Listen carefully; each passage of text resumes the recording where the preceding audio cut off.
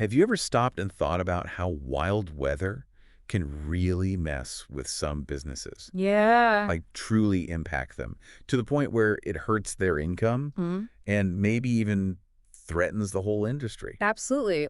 A lot of businesses are dealing with this now, especially with climate change and all. Yeah. It's becoming a bigger and bigger deal. That's exactly what we're going to dig into today on this deep dive as part of the FBS podcast. We're all about practical information for folks in the middle of their careers. Exactly. We're looking at a 2024 report Hmm. about how people are trying to adapt to the changing climate, Yeah. focusing on the forest products supply chain. Right. And even if you aren't in Vermont or the forestry business, Mm-hmm. this is still useful. It gives us a peek into how people are adjusting to a changing climate. Okay. And that applies to a lot of fields. So give us an idea. Who are the players in this supply chain? Sure. And what are they up against? So we're talking about a lot of different people here. Hi. Landowners, loggers, the folks who drive the trucks, people who run the mills, Pardon. foresters. They're all connected, Mm-hmm. and they're all facing this shifting landscape, And it's not just about changing how they do things.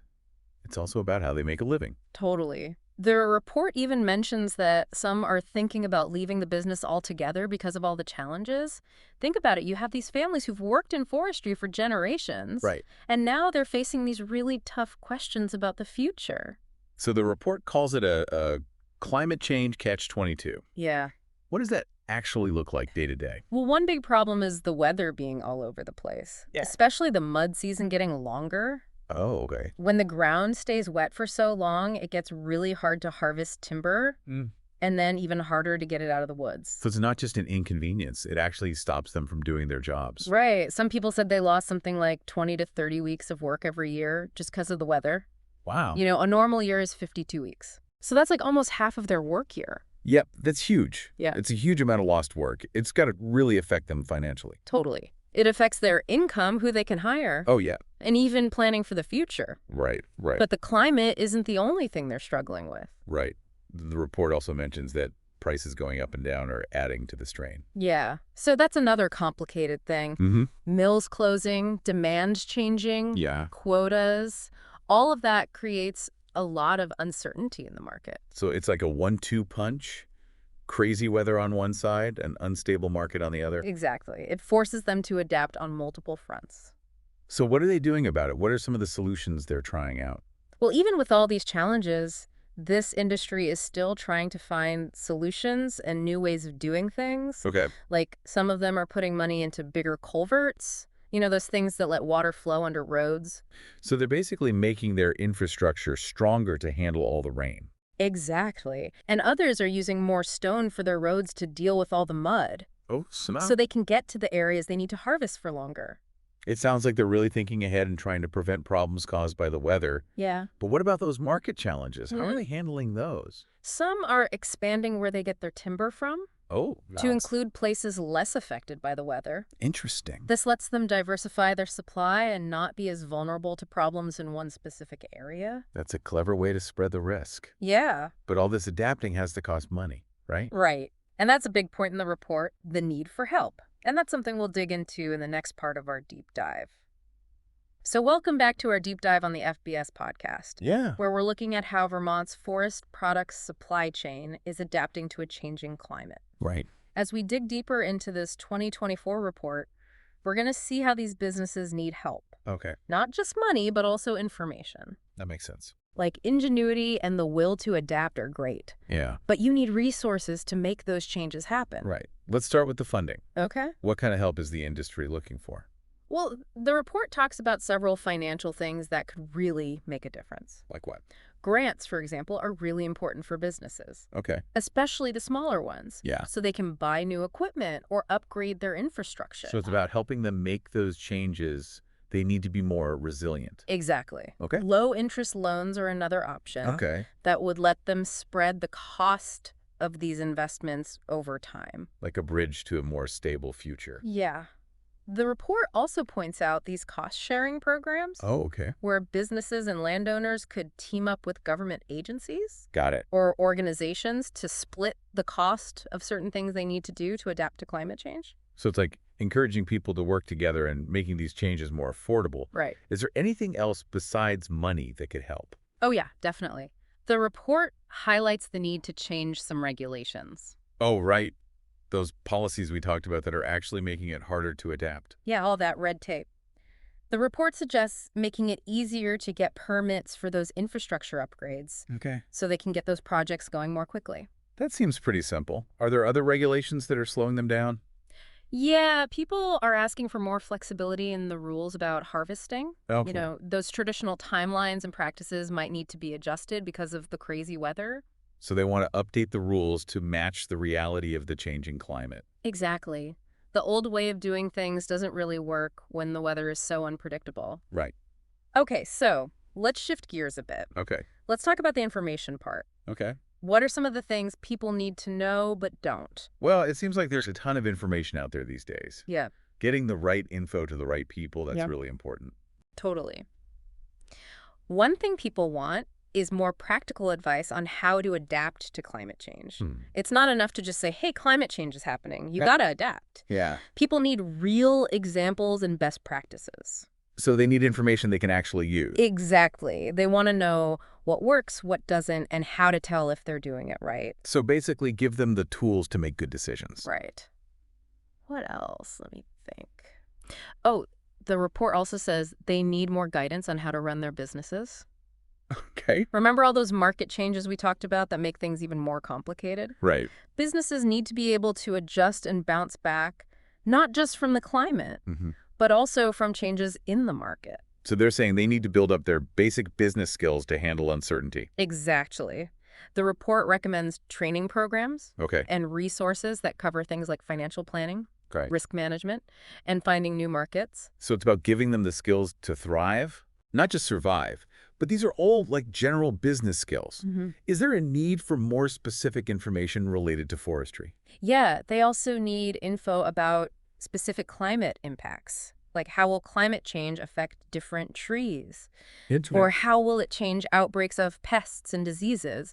They need to understand what's going to happen in the long run to the health of the forests. So connecting the big climate trends to what it actually means for managing forests in Vermont. Exactly. The report stresses that we need ongoing research and monitoring to provide up-to-date local information. So bridging the gap between the science and what people do every day. Exactly. So they need this information, Yeah. but how do we get it to them? Right. What are the best ways to share this knowledge? Yeah. Surprisingly, in-person workshops are one of the most effective ways. Really? Yeah, it gives people a chance to connect, Okay. share their experiences, and learn from experts. It's hard to beat that face-to-face connection. Right. It's not something you can really do online. Yeah, you're right. It's a chance to get away from work and really focus. Totally. But what about the folks who can't make it to those workshops? Yeah. Maybe they're too far away or just too busy. Well, that's where online resources come in. Oh, yeah. Webinars, online courses, even podcasts like ours Right. can be great ways to get information out there. It's all about having options. Yeah. What about more traditional ways of sharing information? Those are still important. What? Things like technical bulletins, newsletters, and trade publications provide a lot of detail. If they have their place, for sure. Absolutely. Yeah. The report also talks about peer-to-peer learning. What's that? Farmers and foresters have always shared what they know with each other. Right, like a support system. Yeah. The report suggests we make those networks stronger, Okay. maybe through organizations or even just casual get-togethers. So it's about building a culture of collaboration. Exactly. Speaking of collaboration, let's go back to something we mentioned earlier. Project management. Yeah. I'm curious why this is so important. It is kind of interesting. You don't immediately think about project management when you talk about climate change. Right. So for those listening who might not be familiar, Yeah. can you explain what project management is? Sure. And how it applies here? So at its heart, project management is about having clear goals, Oh. making a plan to reach them, and then carrying out that plan efficiently. Right. It's about managing your resources, your time, and risks to make sure things go well. So it's a structured way to get things done. How does that translate to all the uncertainties of climate change? Well, with climate change, you're dealing with a lot of unknowns. Yeah. Weather's unpredictable. Right. Markets go up and down. And we're still figuring out the long-term effects of climate change. Project management gives you a framework to handle all that. So even when you don't know what's going to happen, you have a clear direction. Can you give us some examples of how this is being used in Vermont's forest products industry? Sure, one example is scheduling when to harvest. Okay. They used to just follow a set schedule based on tradition or what was easiest. Hmm. But that doesn't work so well now with the climate changing. Right. If you stick to a rigid schedule, you're setting yourself up to fail. So how has project management changed how they schedule things? Now they're using weather forecasts, Okay. soil moisture data, and even satellite images to figure out the best time to harvest. So they're using data to make decisions. Exactly. They're also breaking down big harvesting projects into smaller, more manageable chunks. Okay. This helps them adapt when the weather changes. It's about being flexible. Another example is using project management to diversify. Okay. Remember we talked about spreading risk Yeah. and finding new ways to make money? Right. Project management helps you figure out those opportunities Yeah. and make a plan to go after them. So moving from ideas to action. Exactly. Project management can also help with adopting new technologies. Oh, right. You need to plan carefully to make those changes work. Like those new harvesting methods and equipment upgrades we talked about. Exactly. Project management helps make the transition smooth. Okay. It can also help you track your progress, Okay. see what kind of impact you're having, Mm-hmm. and adjust your plans as you go.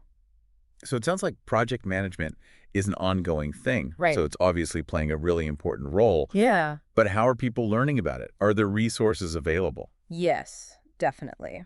The report highlights a number of things already happening. Okay. Some organizations are offering workshops and courses specifically on project management for forestry. So they're providing that specialized knowledge, Right. Others are creating online resources that people can use anytime. making it easy to find. It gives out. Are they doing anything to teach this in forestry schools? Absolutely. More and more forestry programs are including project management. So future foresters will have these skills right from the start. Yeah, they're realizing these skills are essential now for anyone in this field. And like we talked about before, project management goes way beyond forestry. Totally. Those skills are useful in so many other areas, Yeah, like healthcare, technology, business. absolutely. Huh. They're becoming essential in our world that's changing so quickly. So even if you're not in forestry, Hmm. this deep dive has some valuable lessons. Mhm. The power of project management is definitely one of them. Well said. No matter what the future holds, Right. be proactive, Mm-hmm. be resourceful, and be adaptable.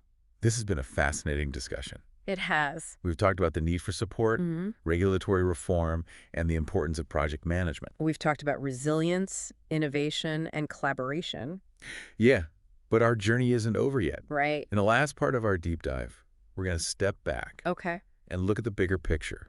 All right. What lessons can we all learn from Vermont? What does this mean for the future of forestry globally? And most importantly, what does it mean for our listeners? Right. How can they use these ideas in their own work, communities, and lives? We'll tackle those big questions in the next part of our deep dive. Stay tuned. Welcome back to the FBS podcast. In this last part of our deep dive, we're going to zoom out a little Okay. and think about the bigger picture of adapting to climate change. Yeah. What are some lessons we can all learn from what's going on in Vermont's forest products industry? Well, it's easy to get caught up in the details of one specific industry, Mm-hmm. but what's happening with Vermont's forests really shows a problem that affects everyone. Okay. Climate change is impacting pretty much every sector in some way. Right. And it's not just an environmental issue. Right. It affects our economies, our jobs, Yeah. even how our society is structured. Exactly. Climate change is like a stress test. It shows us the weak points in our systems. Interesting. And it can make existing problems even worse. Oh. Like disrupt supply chains and create new risks we're just starting to grasp. So Vermont's story is both a warning and a reason to be hopeful. What do you mean by that? Well, on the one hand, we're seeing firsthand the very real challenges that come with climate change. Right. But on the other hand, we're seeing people being resilient, adaptable, and coming up with creative solutions. Mm-hmm. It reminds us that we have options and we can find ways to overcome this. That is encouraging. It's easy to feel overwhelmed by how big this problem is, Yeah. but seeing how people are tackling it head on does give me some hope. Me too.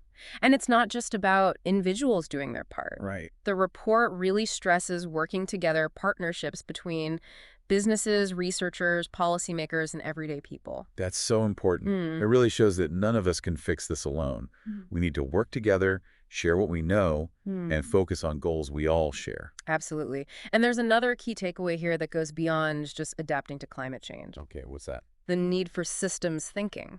Can you explain what you mean by that? Sure. Think about how we've been talking about the forest products supply chain. Right. All the different parts are connected. And when one part is disrupted, it can affect the whole system. Like those longer mud seasons we discussed, messing up harvesting schedules, Right. which then impacts trucking, mills, and so on. Exactly. And this applies to any field. We need to stop thinking in silos Okay. and start recognizing those connections and potential knock-on effects. So it's about understanding how everything fits together and how our actions can have wider impacts. Precisely. Whether you're designing something, creating a policy, or managing a team, you need that bigger picture perspective. It's like that old saying, seeing the forest for the trees. Exactly. And Yeah. it's not just about seeing those connections. Right. It's about doing something about them. We need to communicate, collaborate, and share the responsibility.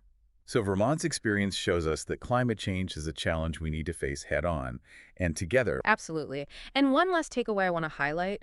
We've seen how people in Vermont aren't just reacting to climate change. Yeah. They're actively adapting. They're finding solutions that work for their specific situation. That's powerful. It's about taking charge and having the power to make change happen. Exactly. We don't have to just sit back and watch. Right. We can be active in shaping a future where we're all more resilient. So for our listeners, no matter what their field is, what's the takeaway here? What can they do?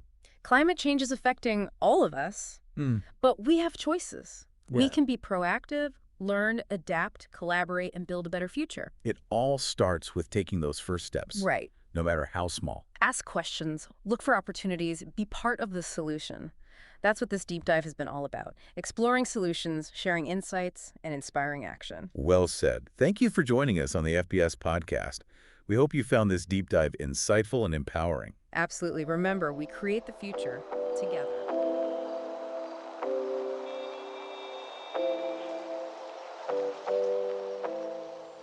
Hey, this is Steve Bick with the Forest Business School. Thanks for listening to the FBS podcast, and I hope you will subscribe. The truth is, these deep dives barely scratch the surface of some of the topics we cover in the Forest Business School programs, and the podcast is a way of reaching a wider audience. Check out my website at vtfbs.com for more information. Reach out if you want to talk about one of the FBS programs or have custom training or project needs that you'd like to discuss. Again, thanks for listening to the FBS podcast.